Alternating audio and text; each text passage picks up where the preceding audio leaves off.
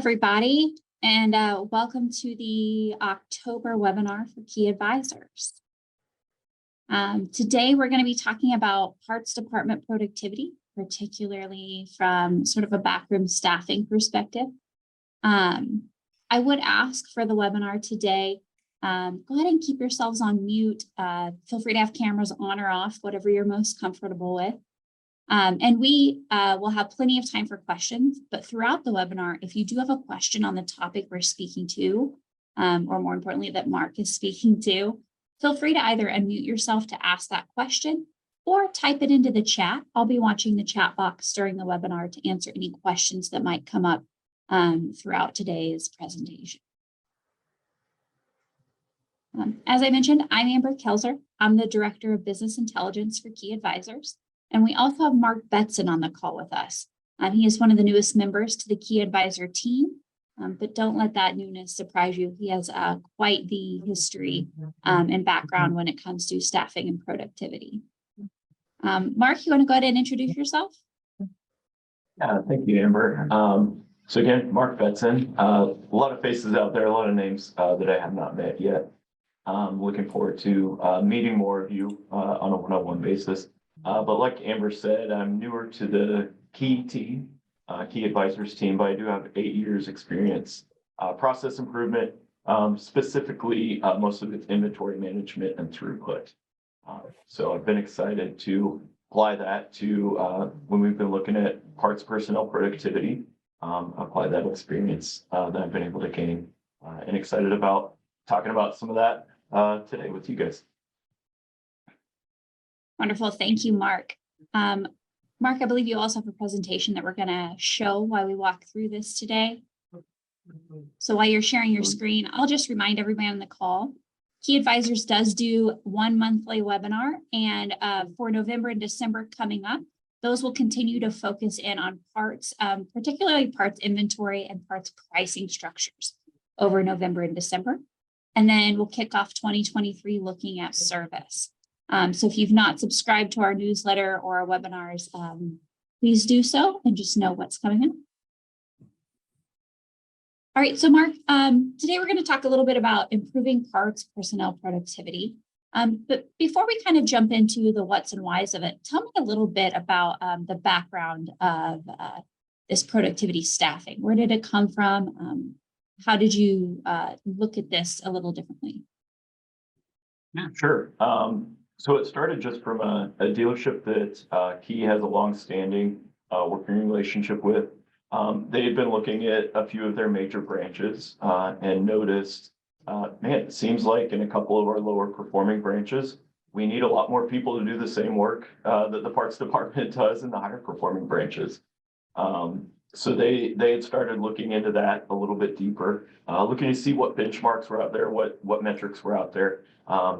And it seemed like they didn't find a lot beyond the surface level. And especially when we started trying to pinpoint an area of opportunity, there wasn't a lot out there that they could find. So they contacted Key Advisors and asked what we had and what we had seen and what we had worked on in the past.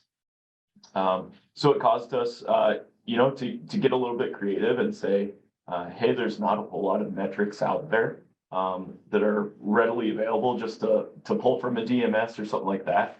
But there is data out there and we can kind of create our own metrics and find ways to compare, one branch to another, one dealer to another, or even down to one employee to another.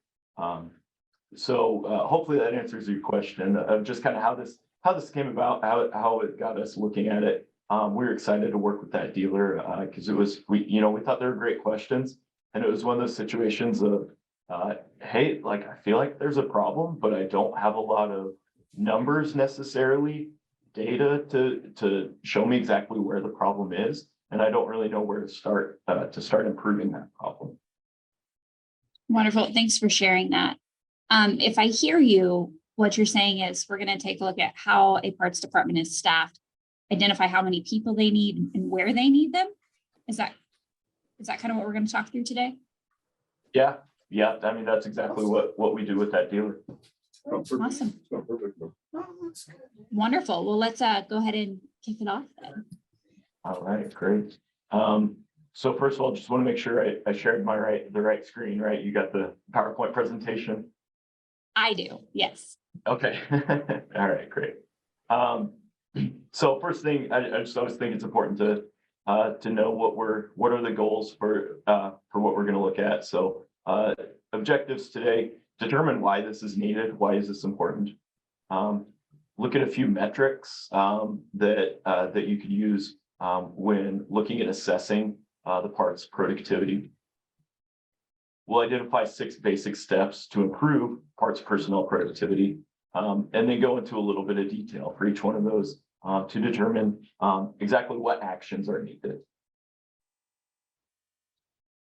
So the first one of those, again, why is this important? Why do we care? What can be gained from focusing on improving this? Everybody's got limited time, limited resources. Why is this something that we should care about looking at? Well, one of the first reasons, and probably the most important reason, maintain or increase profitability amid rising parts costs. So something that we've all seen over the last couple of years, supply chain issues, inflation. We're seeing the parts costs go up all over the country. So the dealers that we've talked to are trying to find a good balance of how do I keep the margin that I need to get, pass along some of that price increase to my customers while also not losing those customers and not losing any volume, because it can be tough for those customers. They're dealing with the same things, the inflation, the supply chain issues. So it's caused a lot of dealers to look at, man, where are some other areas where I can cut expenses to still maintain the same level of profitability, or even increase that profitability even with these rising parts costs. Another reason, why this is beneficial to look at, we can meet our customers' needs faster. So basically, the main point of what we're looking at trying to improve is just doing what the parts department does more efficiently. So the more efficiently we can contact the customer, find out what the customer needs, find out if we have that part, and then get that part to them. The more efficiently we can do all those things, the better we're going to be able to service that customer. And with this, I consider the service department a customer also, as they're also needing parts from the part department and ultimately able to service that customer faster. And then the last one is a little bit surprising or can seem counterintuitive to some people, but this can help improve the culture. So when we start looking at being more productive, looking at numbers, having goals for specific functions, a lot of times it can feel like, well, that's actually going to degrade our culture because our employees are going to feel like we're demanding more of them and we're telling them they have to work faster or harder, or that they're not doing good enough and we need more from them. But from our experience, what we found is actually that when employees have clear expectations, they know what the goal is, they know that the whole team is working together to try to help them be more efficient, find a better process to complete the work, that's actually a positive thing for the culture. When there's a level of accountability where everybody knows what the goal is, and each employee knows that, hey, the guy working next to me, he's being held accountable to the same goals that I am. And I know that nobody's getting away, not carrying their weight and getting away with it. We've actually seen that be quite an improvement to the culture. It's interesting you share that, Mark. Just based on my own history leading teams, I've often found that some of the grumblings or the discontent on a team can come from not understanding what management wants from them or why management's making changes. And then really the second piece of that is oftentimes feeling like you're having to carry the weight of another person, or that they're not held to the same expectation, or nobody knows that they're not doing their job. Absolutely. And sometimes kind of level setting what each role is, what the goals are, has been really beneficial to helping folks understand what they do, why changes are made, what the goals are, and then just, again, finding value in the idea that if they exceed or they go above and beyond, somebody sees that they're allowed to improve the process or the performance of the department. Yeah, There's a ton of Yeah, value to be found absolutely. there. absolutely. So once we've established, why this is something to look at, where do we start? What metrics do we start with? So there's a couple, this first one specifically, kind of the industry standard that has been used for a holistic look at the parts department. So cost of sales per person. This so we one I'm specifically familiar look at with. Yeah, right. Yeah. The key benchmark for this is 50,000 a month. So $50,000 of cost of sales per person per month. Um, and the reason why we look at cost of sales is, if we think about a widget costing $5 here in Kansas, it's probably going to have a similar cost anywhere, in the United States. Maybe my dealership can sell that widget for $7, and a dealership down the road can sell that widget for $8, and maybe somebody in California can sell that widget for $9. But our parts department, specifically our parts personnel, really don't have a lot of impact on what that is sold for necessarily. But the cost of that good is relatively comparable dealer to dealer, and even when we look at different parts of the country. So that's why we look at cost of goods sold per person. It tends to be a little bit more, take out some of the variation of what margin the dealership is getting, and just measure how much inventory is the parts department actually moving. Another one that's kind of a holistic look at the parts department as a whole, personnel expense as a percentage of gross profit. So for this, the key benchmark is 45%. We want your personnel expense in the parts department to be 45% or less of your total gross profit. Again, with these two, yeah. Oh, I'm sorry, I didn't mean to. No. I really like looking at personnel expense, and I can say just over the past couple of years, I've had several parts directors, dealer principals reach out to me and say, what should my expense structure look like? And I would just call out 45% as a percent of gross, but you have to remember it's all about the total process. So this also kind of assumes that your margin, your gross profit margin is sitting at 30%, which is the key advisor standard in the parts department for that 45% to be applicable. If our margin fluctuates, so does that percent of expense, as well as like allocations, right? So if you're a 1-point dealership, you probably have all of your parts personnel tied to the parts department. Let's say you have 8 or 9 locations and maybe a headquarters team or an area team that supports you. Some folks put that all in an admin bucket, but that allocation is part of the 45% of personnel, right? Just making sure we get that economy of the scale and we account for those people in that percentage. Yeah, that's a great call, Amber, both of those. All right. Thank you. So again, with these first two, it's looking at the parts department as a whole. It can be beneficial if you're a dealer with multiple branches and you want to see, what are my top performing parts departments, who's in the middle, who are the lower performing, or if you're a 1 point, 2 point, and you want to see how am I stacking up against the industry standard, the key benchmark. These can be helpful for that. But once you decide you want to take the next step, these two don't really help you determine where are the areas of opportunity within the parts department. So when I was talking about kind of getting creative and saying, well, what kind of metrics can we just kind of make up, because the data is out there. So some of the things that we've looked at when we look at counter people, invoices or invoice lines per counter person. So that can be, helpful just seeing how many invoices are being created per counter person. Is that where we have an opportunity to increase productivity, efficiency, and even more specific or precise than total invoices, you can look at invoice lines. So we started looking at invoice lines just to kind of a sanity check almost, to make sure that there wasn't any outliers of counter people or branches that tended to have larger customers. So maybe it's one invoice with a lot more lines. They're still selling more parts. It's just on a fewer number of invoices. So we wanted to take out that variation. That's why we started looking at invoice lines. But what I can say is that the dealerships that we've looked at, that we kind of created this metric for, usually the top performing branches and invoices per counter person are the same for invoice lines per counter person. We really haven't seen a lot of variation there.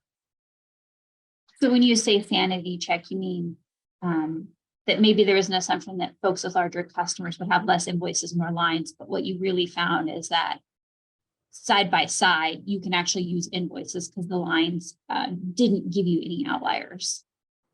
Yeah, exactly. Yeah, that's a better way of putting it. Just looking for outliers. Any of these metrics that we started using, we wanted to make sure, are they skewed in any way? Are we comparing apples to apples? So we looked at a lot of things like that of, hey, maybe there's more invoice lines on this invoice. And that was one of the things where, yeah, exactly, just checking for outliers. Then when we were looking at assessing the warehouse workers, we put together pieces received and pieces pulled. We did this per hour, but obviously you could do it per day, per month, whatever metric you want to create.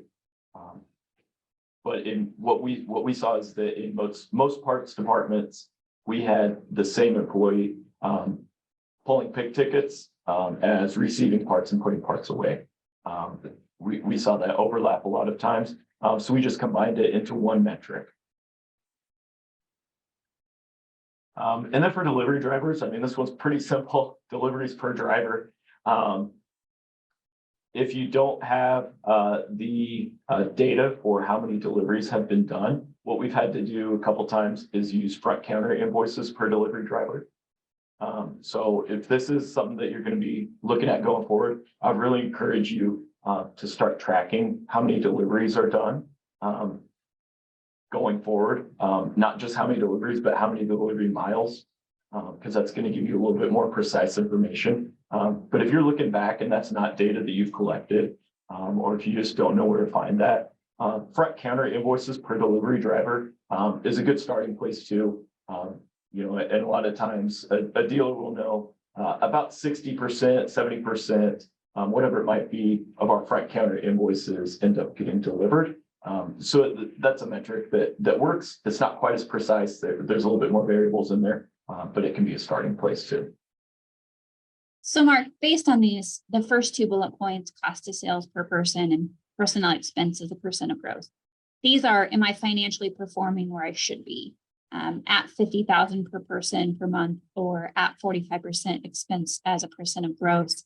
The next ones are, is it just how we're doing work and what area of opportunity you see? So if I'm at 35,000 instead of 50 in cost of goods per parts person, then when we start looking at invoices, deliveries per person, we start seeing where the opportunity lies inside of the department. Yeah, exactly. I've referred to these as drill down metrics. Find out where the area of opportunity is. And then it can even be used for, if you want to take it down even a step further, it can be used for employees, for talent management. So one word of caution with that though is, just like with any other metric that we look at, a bigger sample size is going to take out some of the variation. So if you do start using some of these metrics and and you go to a delivery driver and say, hey, our goal is 30 for the day and you only did 20 today.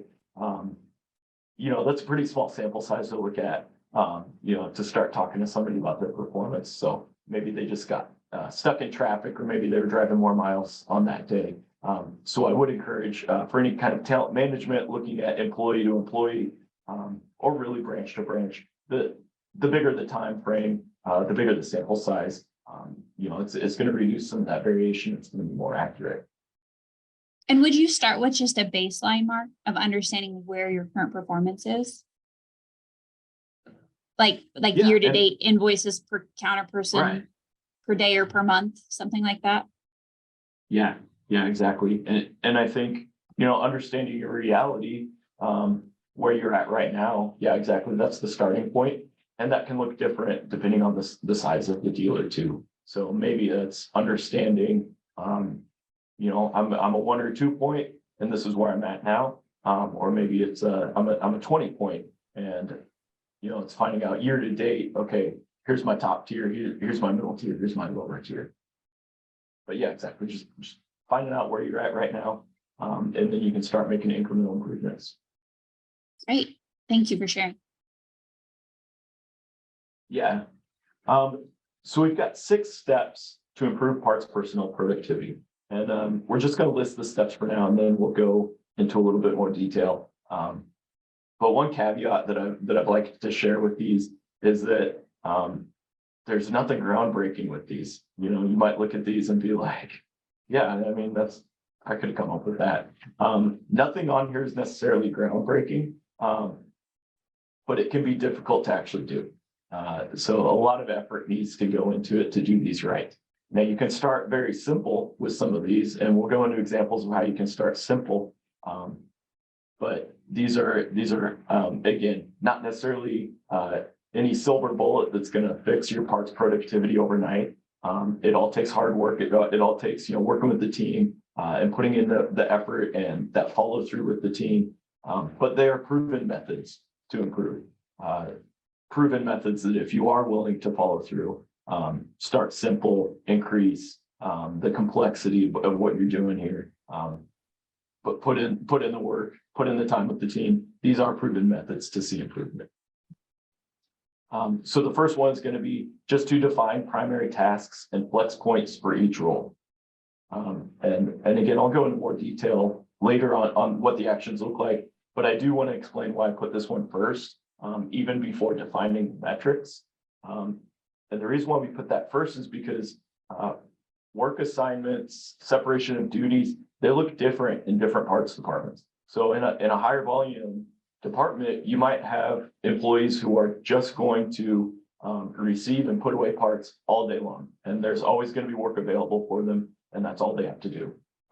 In other shops, it might be something like, that same employee is going to be pulling parts that are needed. And then also maybe even going in and, I don't know, checking on the counter to see if there's phones that need to be answered or something like that. So really, I think the first step is defining what you want that separation to be, separation of duties to be, and then defining, okay, here's the top priority for this person, and here's the hierarchy of flex points that they can get to. Once you've defined that, then you can create the metrics and the goals for each of those metrics. But at that point, okay, here's who I want doing this. I don't want this person helping out. I do want this person helping out with it, so I can count on them spending X amount of hours a day doing it. But that's going to allow you to define the metrics that you want to use for your specific parts department. And then, of course, you need a goal for each of those metrics. The third one is going to be to create, document, train, and audit a standard process for each function. Then fourth, we'll need to implement a strategic layout of the stockroom. Then analyze and adjust delivery area and pricing. And finally, I put this as step 6, but it's something that needs to be done throughout the whole process. Communication with each employee. We want to make sure that each employee knows the whys for any change, the goals for their specific function, and then their impact into the goals of the department as a whole. All right, so let's briefly look at actions for each of these steps. So the first one, again, define primary tasks and flex points for each role. So for each role, each employee, you want to make sure that they know what is their top priority. If there's work available in this area, this is what you should be doing. But we know that in almost every parts department, we need them flexing to other places. We need people not to just stand around until work is available, but when they get caught up in an area, where should they flex to help out next? And really the key here is that we want to simplify the decision-making process for those employees, because we don't want to take for granted that they're going to make the right decision on where to help out. And we don't want them taking a lot of time checking, okay, where is my help needed? So we want to simplify that process for them with a flexing hierarchy, including flexing triggers. So So each Mark, employee should know. Yeah, oh, go ahead. I didn't mean to interrupt you. no, you go. So would you say it's better to have what I call a Renaissance man on your team, somebody who's trained in all areas and can complete anything in the parts department? Or when you say top priority, is it better to have somebody who only does one thing all day? So I think there's value in both, actually. Of course, having those employees that are, I think you called it a Renaissance man or a jack of all trades. There's definitely value in that. Somebody who's been, with the company a long time, they've done every function in the parts department and they have a lot of job knowledge. Obviously, that's valuable. And we're always going to want to keep those employees and keep them happy if we can, right? Because they're going to be a huge resource for us and huge in team engagement. But there's also value in specializing and having, especially like a newer employee, become an expert in one area. So when we look at, what is the ideal?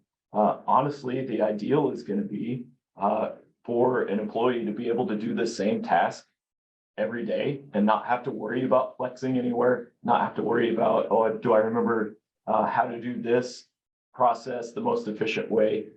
Let them become an expert in one area. So I hope that answered your question without actually answering your question, and that both are valuable. But the process that we want to set up is, as much as possible, having the same person doing the same task as much as possible.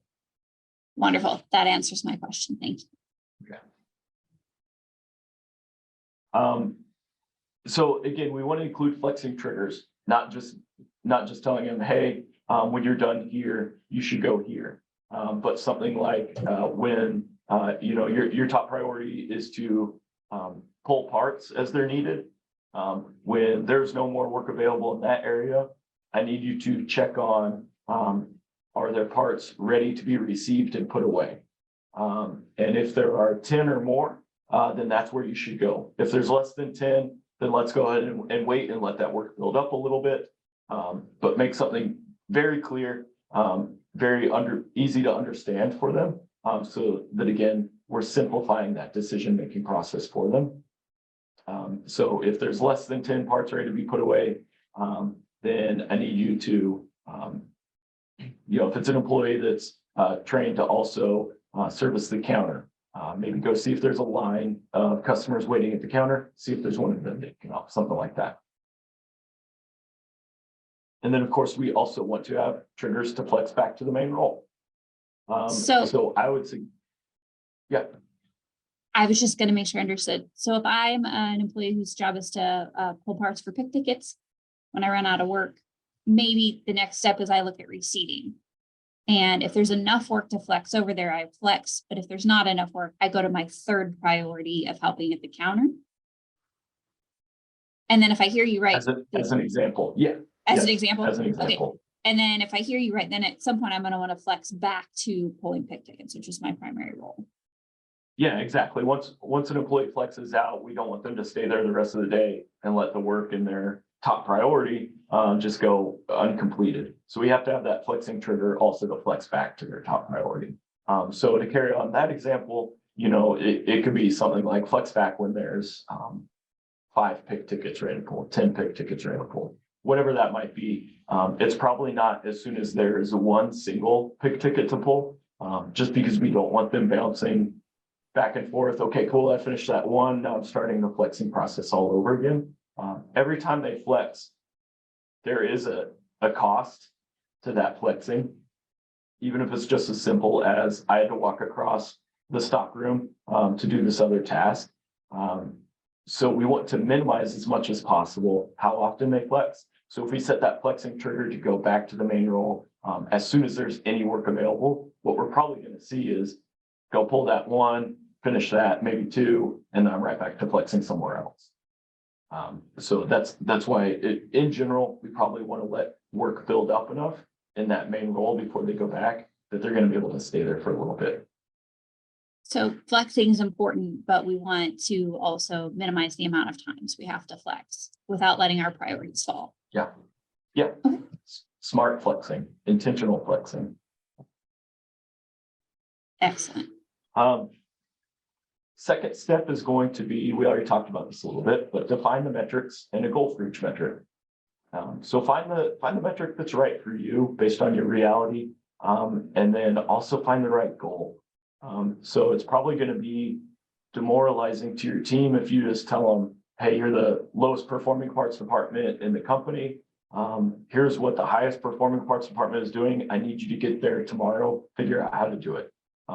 That's probably not a very smart goal, and it's probably not going to get you very good results either.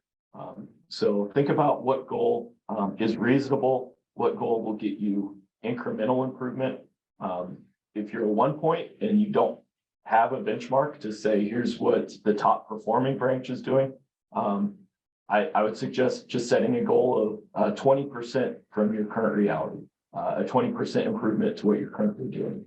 Think about incremental improvements, and then as your team is improving, continue to increase that goal to make sure that we're continuing to grow, continuing to improve.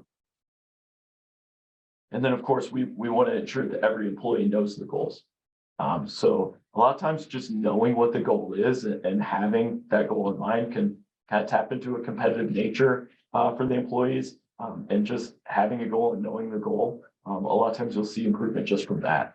But the last thing we want to do is hold an employee to a standard that they don't even know is the standard. They don't even know is the goal. So again, the theme throughout this whole thing is going to be communication with the team, always making sure that we're transparent with them and that we're involving them in the process. And when you talk to them about the goals, really that should lead to conversations about what they're seeing as far as obstacles. So it's going to be not as productive of a conversation if you just say, hey, our goal for puts and pulls per hour is 120 and you're at 80. So I need you to figure out a way to get you 120. That's not going to be a very productive conversation. But if you engage the team member, engage the team as a whole about what's keeping us from doing that. We know that other branches are able to do that. We know that other dealers are able to do that. What's keeping us from doing that? Maybe it's something with our process. Maybe it's something with our layout. Maybe we are lacking some kind of tool or technology. Maybe it's something as simple as, I've had this conversation multiple times where we start digging in and we're looking for something really complex. And it's just like, well, I spend 20 minutes a day looking for this supply or whatever, maybe it's something as simple as that. But you never know that until you have that conversation. Step 3 is going to be to create, document, train, and audit a standard process for each function. So that sounds like a lot, but keep in mind that this can start out very simply. So this could be as simple as going to one of your top performers, giving them a pat on the back and saying, hey, you do this task better than anybody else in our department. I want to know exactly how you do it. Can you write down like the 4 bullet points of the main key steps of how you do this process? And then can we talk about, kind of some of the tips and tricks that you've picked up over the years? Because I want every new employee that starts, I want them to do it just like you're doing it. And so maybe that with that employee, you create a cue card that has 4 bullet points on it, and that's the key steps of how to do that process. That's as simple as it can start. So don't let this be some daunting thing where you think you have to make a 200-page training handbook overnight. It can start at a very simple place. So is this how you start to see improvement to the goal? So if I notice that my receipts by pieces and my pulls by pieces per hour is 100 pieces, and I say, okay, our goal is going to be 120. We want to improve this process. Is the standardization going to my number 1 performer and saying, how is it that you're doing it? Is that how I see the improvement? Or is there some other magic to it? No, that could be a huge, that's the first step, right? How do you do it? Because I want others to be able to do it also. So, again, I think that's the first step. Get that documentation. Don't make any assumptions about, other team members know the right way to do it, or it should be obvious. They can just watch someone else doing it the right way. They should be able to pick it up. Don't make assumptions about that. Document how it should be done. Use some form of the tell, show, do method for training. So going back to that example of a cue card with 4 bullet points, tell them the bullet points, how it's properly done, show them how it's properly done, and then have the trainer watch them do it and make sure they do it correctly. Some form of that tell, show, do training. And then this is another step, I think, to answer more of your question, Amber. Use the process documents to audit. So this is going to be a big way of how you're going to see that improvement. So once you know that the correct process is documented and it's trained, the great thing about having those training documents is that you can also use them for audits. So use that same 4 bullet points. Anybody should be able to use that same cue card with 4 bullet points and say, okay, is this employee following that process correctly? And then if not, having that follow-up conversation about why we need to do it that way. So that's where you're going to see a lot of the improvement, is by inspecting what you expect. Wonderful. Cool. Since step 4, implement a strategic layout of the stock room. So we start talking about changing layouts and visual management. I know that it can you almost put up a red flag of, hey, we can't just do a total rehaul of our whole stock room. You know, we can't change where everything is, or bring in a 6 Sigma black belt to, you know, give us the perfect layout. Again, it can start simple. It doesn't have to be anything like that. If you get to that, that's awesome. And you'll probably see the effects of that and the improvements from that. But again, it can start simple. Think about things like our complementary parts and adjacent bins. So if we have 2 parts that always go together, you know, if we sell this, then we always sell this washer to go with it, whatever it is. You know, are they on opposite sides of the stock room, or are they in bins right by each other? Another, you know, really simple example that probably most of you are already doing, having the fastest moving volume closest to the counter. Maybe that's the highest volume 100 parts set up so that they're closest to the counter to reduce travel and those.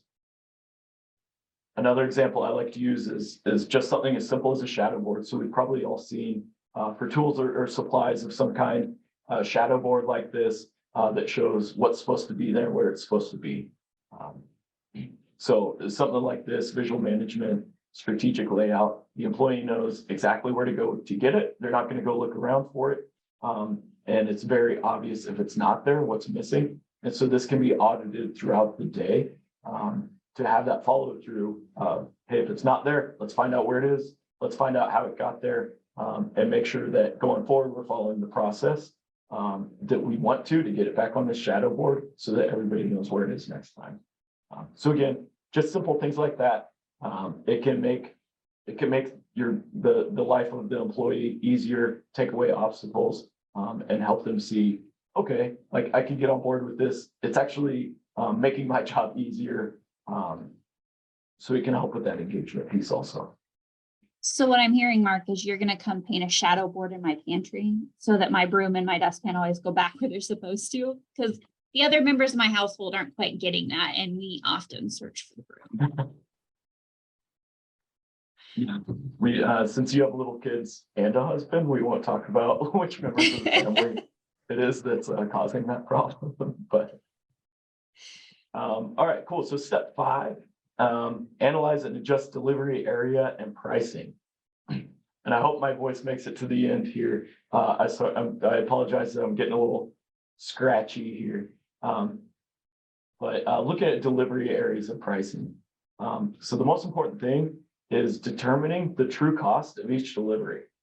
So the obvious cost is, you know, how much am I paying this hourly employee to make the delivery, and what am I paying for fuel to get it there? But there's a lot of other smaller costs that go into it. So it's not just the hourly wage that you're paying that employee. It's all the personnel expenses that go with that.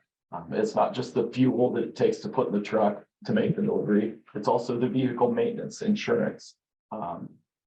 It's the cost of prepping the order and getting it loaded into the truck. So once you determine the true cost of each delivery, and even more, the true cost of each delivery mile, you might be surprised. We've had dealers, who are surprised to find out that they're actually losing money on some deliveries. So once you know what the true cost is, then just like anything else in your business, you can adjust the pricing to reflect the cost. Make sure that you are making the margin that you need to make on that delivery. So you might end up with something, a delivery map like this, where certain, different areas have different costs of delivery based on the distance from your shop. And then one of the cool things about this step is that really should lead to discussions with the customers about things like order frequency or alternate delivery methods. So if a customer, if there is an adjustment to the price of delivery, instead of just, jacking up the price on somebody and saying, hey, this is the price now, take it or leave it.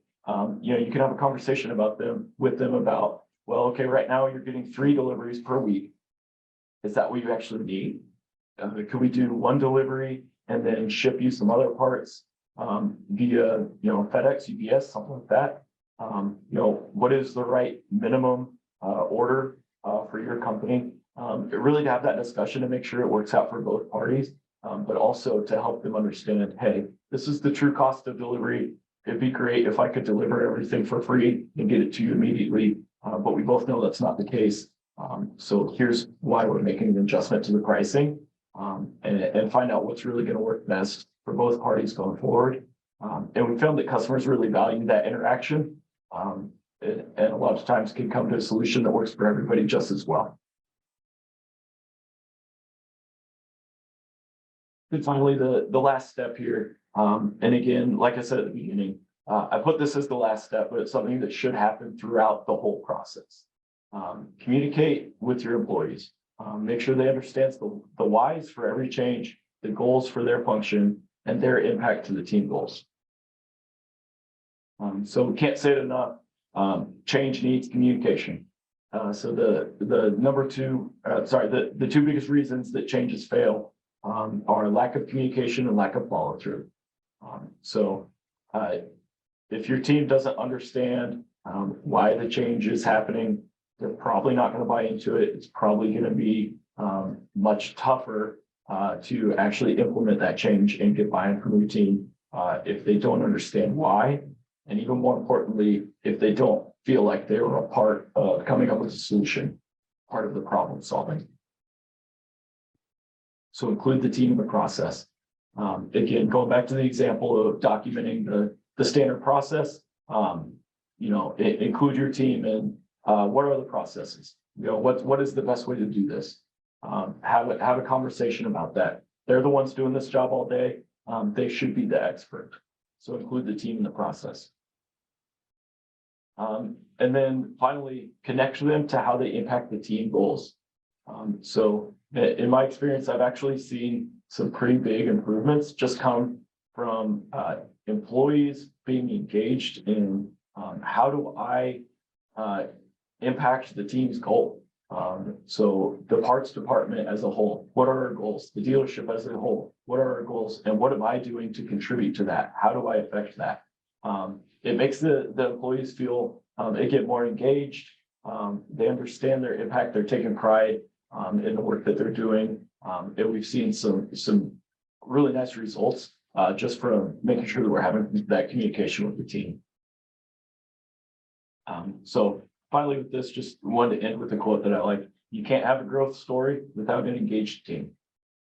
So I believe that if you want any kind of growth, increase in productivity in your parts department, you're going to have a lot more success with that. If you have an engaged team, than if you come at a team and just say, hey, we have some new metrics that we need you to hit. And if you don't hit them, we're going to be right sizing. So, find a way to hit them. An engaged team is going to get you a lot better results. Wonderful. Thank you for sharing. Yeah. Does anyone have questions on some of the steps that Mark discussed today, or thinking through your own parts department, how they might apply or where you might start?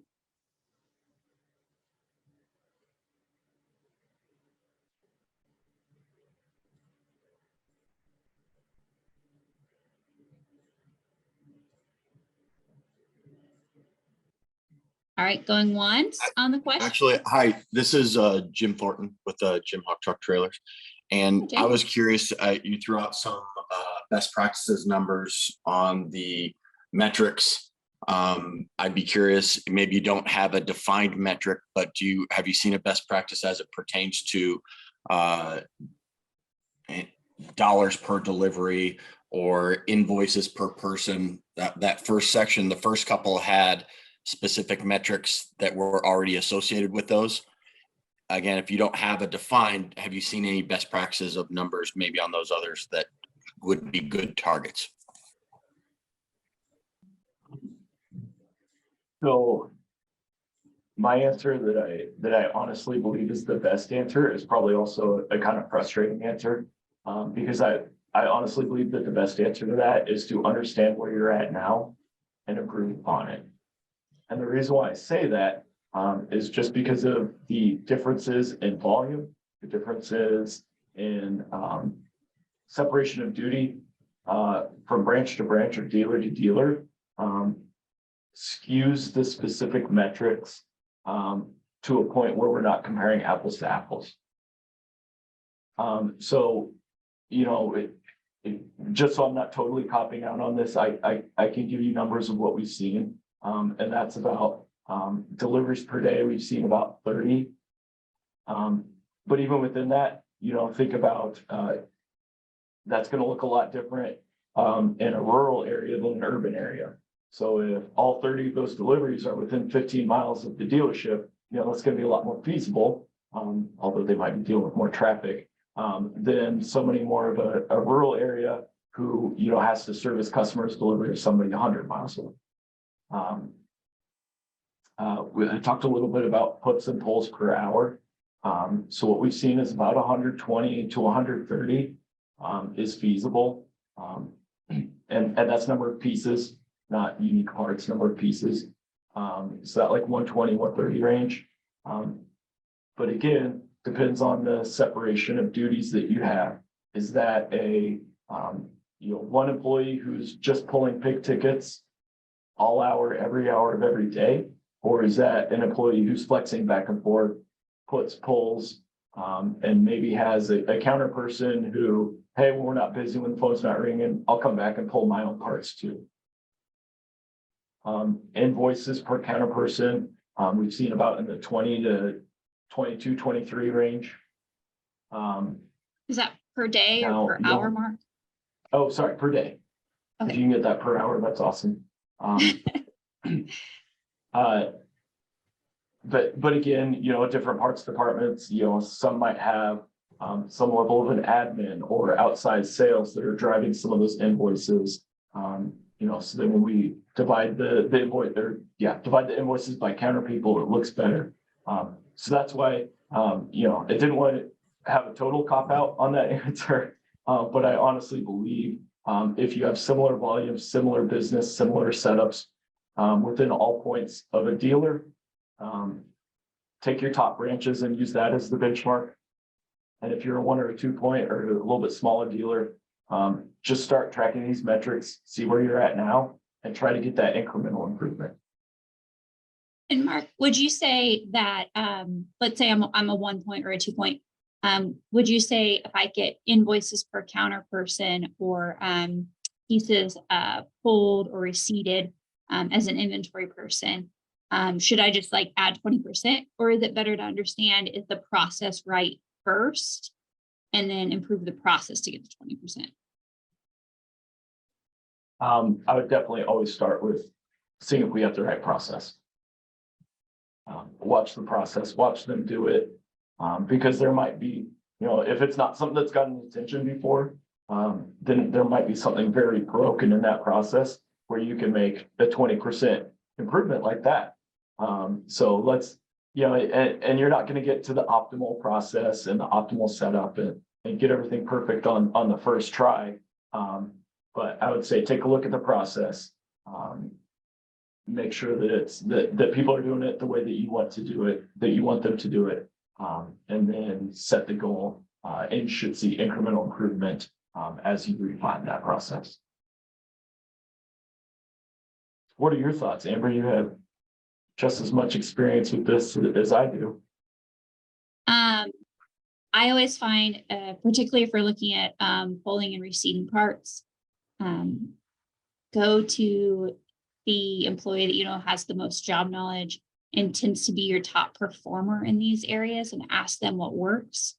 Oftentimes I find ask them what they need to help make their job easier. And we'll find that either the tools or layouts. And when I say layouts, we've made vast improvements in parts department by moving the printer that the pick tickets print to be closer to where the employee is actually working. So they can see it, they can hear it, and they just have to reach over versus walk across the back room to check on the printer. Those are pieces where as you talk to a top performer, they'll help you identify this is an obstacle in my way. If we could fix it, I believe it'd make our job easier. And then again, 4 or 5 bullet points on a card that they come up with that they know is the right process, and sharing that with all the employees doing that job tends to gain a lot of performance improvement in my experience. Starting simple and going to the folks who know how to do it best, and then just making sure that, you know, you write it down and you share it with the folks who are still learning how to do it best.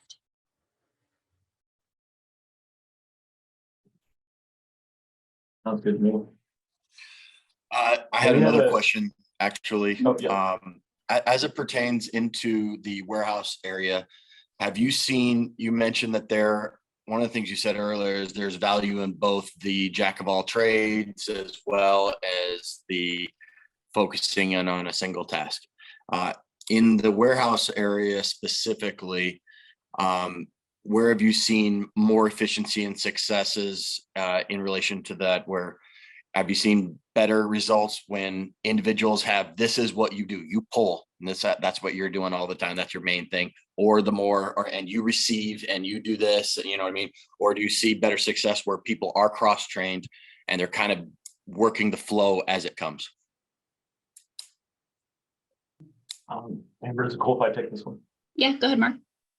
Cool. So where we have seen the most success specifically in the warehouse is specialized functions. Somebody doing the same task for a full shift.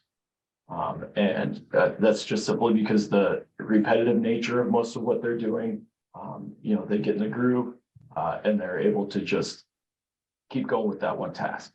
Now, where we see the best employees at doing that same task for a full shift tend to be the employees who are cross-trained to other areas and tend to have the most job knowledge. And I think some of that is just simply because those tend to be the employees that have been around the longest and kind of are the best in every area. But specifically for the warehouse, we have seen the more specialized and focused an employee can be, that's where we've seen the best productivity. So I would tag onto that and say that the value in the jack of all trades is very high, but even a jack of all trades will be more productive if they are doing a more repetitive function versus flexing all around. You're just minimizing movements, minimizing downtime, minimizing decision making. And by doing that, you're just getting a higher productivity.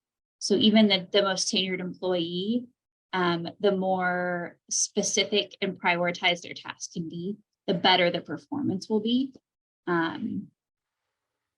Does that answer your question, Jim? Yeah, that I mean, I anticipated that answer. Yeah. That seems, but I was just curious if there was, you know, best practices out there. Who knows? I don't know what I don't know. So I just figured I'd ask. So thank you. That answers the question. Absolutely. Hey, Amber, we have a really good question in the chat from Brad Goodall. Were you going to go somewhere else, or is it cool if I read that question? Read the question. All right, cool. He asked if there's a software other than Excel to input and return values on cost per delivery or delivery mile. And the reason why I say that's a great question is because I've also had that same question. So obviously it's a great one because so I'll start with saying we've only used Excel. We have not used any other kind of software. But when we think about the overlap in other industries, you know, food delivery, obviously all kinds of deliveries, you know, that same technology, that same software, the same principles should overlap into delivering commercial trucking parts or, you know, whatever you're delivering. So we have only used Excel. That has met our needs so far. So we haven't done a lot of searching. My guess is that there's something out there, but we have not used it yet. What I've experienced with our customers is there's some great add-on softwares to your DMSs or your CRMs that help you with deliveries in terms of scheduling routes and managing those deliveries and communicating back and forth. But in terms of cost per delivery and cost per mile, I have not seen a software that can just kick that number out for you. Unfortunately, it does take some analysis on your part to understand what that cost is. And then again, for that, we do use Excel. To be fair, you can do it with a pen and paper, but Excel's a little faster than that.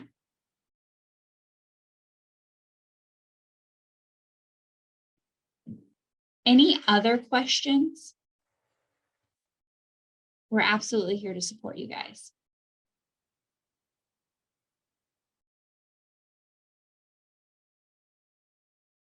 So if you haven't already, if you go to Truck Parts and Services, there's a great article that speaks to these 6 points Mark walked us through today. Mark wrote the article and it's published out on the website. If you subscribe to our newsletter, it's also been sent out. So feel free to search Key Advisors in your inbox.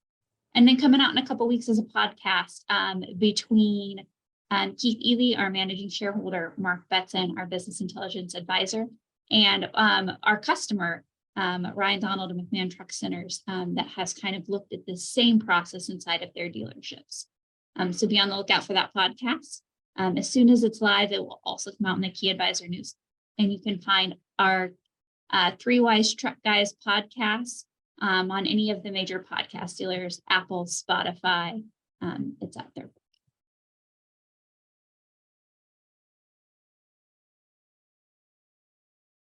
Wonderful. If there are no other questions, we'll let you guys get back to your day. Thank you for spending an hour with Key Advisors talking about parts productivity. And tune in for November and December's webinars where we'll look at parts inventory at a deeper level and then the parts pricing strategy within different DMSs. Thank you all. Thanks, you guys. Somebody did ask how best to get invited to the webinars. If you subscribe, go to our website and subscribe to our newsletter. All our webinars come out in our newsletters for you to be added to them. You can also look at the webinars on the website, but subscribing to that newsletter is the very best way to get the topics and the invites to webinars. That's KEAadvisors.com, right? Yes, keaadvisors.com.